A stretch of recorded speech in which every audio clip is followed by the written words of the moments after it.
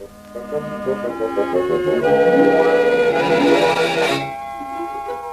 Adventures of Detectives Black and Blue.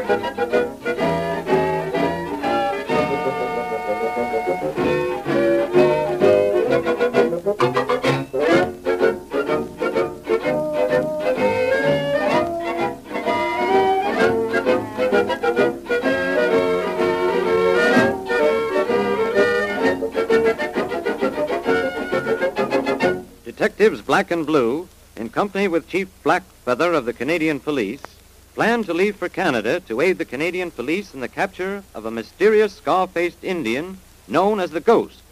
But the two detectives take the wrong train.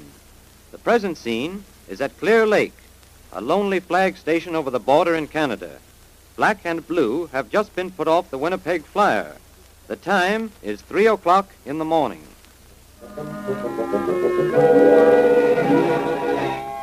The Adventures of Detectives Black and Blue.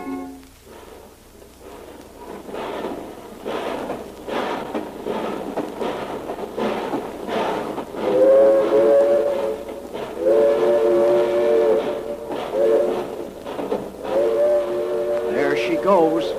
Just two red lights disappearing down the track. Yeah, and here we are, just two. Well, what are we anyway? Yeah, and where are we? A fine railroad this is. Put us off way out here in the country, in the middle of the night, too. Yeah, and boy, you can tell you're in Canada, all right. Listen to that wind howling. We should ought to bring suit against the Canadian Pacific. Well, they can't help it if the wind is blowing. No, but they put us off the train. Well, I don't know, Black. They ain't to blame for us getting on the wrong train, I guess. And not a light in sight. I don't suppose there's even any houses around here. Well, there's a light down there on the platform, right under that big green signal up in the air there. Gee, maybe there's a operator or somebody around. Let's go and see. Well, you'll have to help me carry some of this stuff. All right, go ahead. I'll take the snowshoes. Gee, what a lonesome place. I bet you could hear frogs singing out there if it was summertime, but I don't suppose it ever gets summertime here. Yeah, there's some fella in there. I can see him through the bay window. Push open the door. Gee, it's warm in here. That's one thing. Shut the door, Blue. Shut it. Well, I'll tell you, Black. I think the first thing is to ask the operator or station agent how we can get out of here. Go ahead. Talk to him through that little window. Excuse me, mister. Hello. You're the two that got off number one, ain't you? Yes, we are. And we're kind of up against it, too. You see, we got on the wrong train at Duluth. It was the wrong train, you see. What's your destination? Why, we was going to Eagle River, Canada. That's the first place we was going. Now, let me see your ticket, will you? Sure, here they are. Both of them. Yeah. Well, you're a long way off from where you two want to go. You see, the train you was on goes to Winnipeg. The train you should have got on goes through North Dakota via Portel, that way. Yeah, and the worst of it is a friend of ours is on the other train, too. Well, that's too bad. Well, the conductor told us we could catch a train here tomorrow morning sometime that'd take us back to Thief River Falls. And then we could catch some other train that goes to Eagle River. Yeah, number 4 comes through here in the morning at 8:17. That's about, let's see, it's 3:15 now. Well, you'll have 5 hours here. You can sleep on the benches there if you want to. Ain't they no hotel here? Hotel? Huh. There ain't nothing or nobody but me. Gee, we'll be a whole day late now getting into Eagle River. Say, wait a minute. I got an idea. I might save her some time. Number 7, the Vancouver mail. She was due out of here at 2:53, but they got laid out a little on account of the hot box at Rima. Now, you just wait. If I can catch them on the wire before they pull out of Cloverdale Junction, they might stop here and pick you up. Say, I'll see if I can make it. Gee, Blue, if he can get this train to stop and pick us up, that'll help some anyway.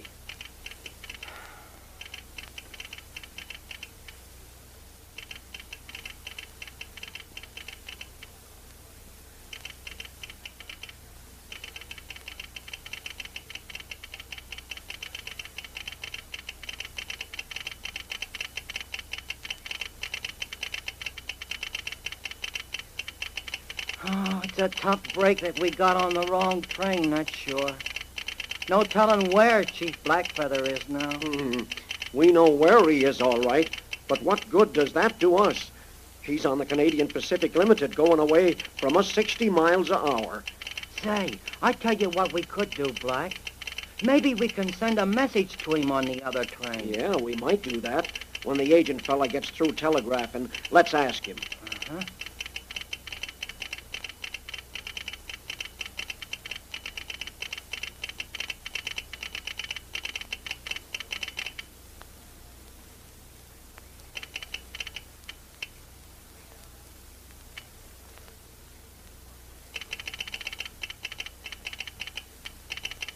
Here's Cloverdale now, boys. Wait just a minute. I'll see what he says.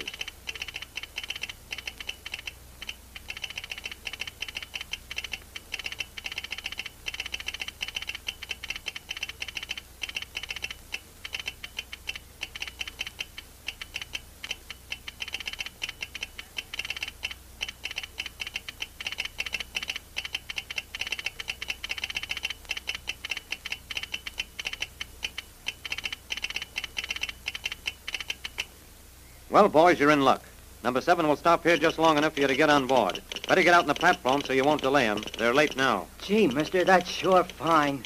Will we buy our tickets from you? No, you'll have to buy them from the conductor on the train. I don't have any tickets here at night. The day man keeps them locked up. Number 7's the Vancouver mail, and she generally goes through here like a shot out of a gun. Well, say, where do we go on this train? Why, she'll take you right into Eagle River. But they go a different way than the way you was going. They're due in there tomorrow night sometime. Well, we just can't thank you enough, mister. Oh, that's all right. Of course, I'd have been glad to have you stay here the rest of the night with me, because it gets kind of lonesome unless I have train orders for freight trains that take the siding here or something like that. This Vancouver mail, she's a fast one, huh? I'll say she is. She carries mail for the Orient, you know, China and Japan and all them places. They hit 'em up because they got to make connections with the steamers at Vancouver. Gosh, I didn't know people was writing letters to China by the trainload. Oh, yes. She carries registered mail and a lot of valuable express.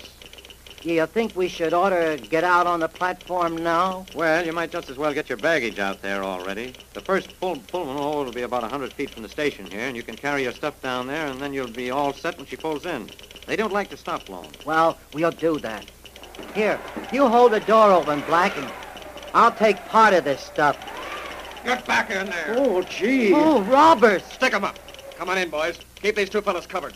Hey, you in the office there. Stick up your hands. Hey, this looks Reach like for a the holdup, ceiling. huh? Yeah, it is a holdup. Not a moving picture either. And don't make no mistake, because I might make a mistake with this gun, and you'll be drinking your coffee in the morning, sitting on a cloud. Well, I ain't craving no bullets. Don't worry about me moving. I only carry about $50 here. We're not out for chicken feed. What time was the Vancouver mail due through here? 2:53, ain't she? Yeah, she is, but she's late tonight. Well, where is she now? She pulled out of Cloverdale just a few minutes ago. I was just talking to the operator. Yeah, where's Cloverdale? It's the next station east of here. Well, keep away from that telegraph key. Now, listen. You got that board set for clear, haven't you? Yes, it is. Yeah, I know it. It shows green outside. Well, you throw it a red, you understand? Well, I can do it, but it ain't necessary. What do you mean? Don't pull no funny stuff with me now. I told you, you don't need to worry about me, mister. I've been held up before. Yeah, and this ain't the first mail train we've held up.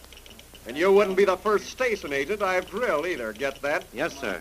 But number 7's going to stop here anyway to pick up these two passengers. She don't usually stop. Hey, you. You Samp standing there. It's you I'm talking to. Yes, sir. Is that so, what he said? Are you waiting to get on that train? Yes, sir. Yeah, mister. The operator, he just told him to stop. Gee, mister, can't you let us hide out back of the station somewhere? We don't want to be a no hold-up because they might be shooting and etc. You suppose you could let us go just as a favor? Shut up! Yes, sir. Hey, you two, Charlie and Jim. You two guys go on past the depot a little ways, about where the engine will stop. Cover the engineer and fireman. You two other fellas line up ready for the mail car. Me and Slim will take care of the conductors and the other trainmen. When she stops, let go with your rods alongside of the train and scare daylights out of all of them. Shoot 'em up. Nothing like noise to scare passengers. Say, mister, What do you want? could I take my hand down for a minute to scratch my nose? Shut up, or I'll scratch it with a bullet out of this .45. Yes, sir. My nose is tickling pretty bad, sir. Blue, this is terrible. Shut up, Black. Hey, Slim, here's an idea.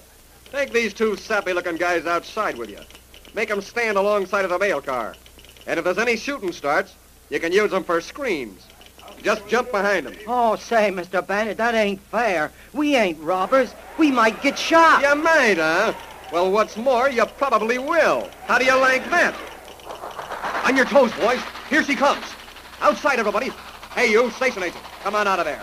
If there's any shooting from the mail cars, we'll let them plug you, too. Come on, boys. This is going to be sweet picking. Oh, Mr. Robert, do we have to go? I don't want to go out there. You don't, huh? Ouch, don't kick me no more. I'll go. On your toes now. Make it snappy, guys. Here she is.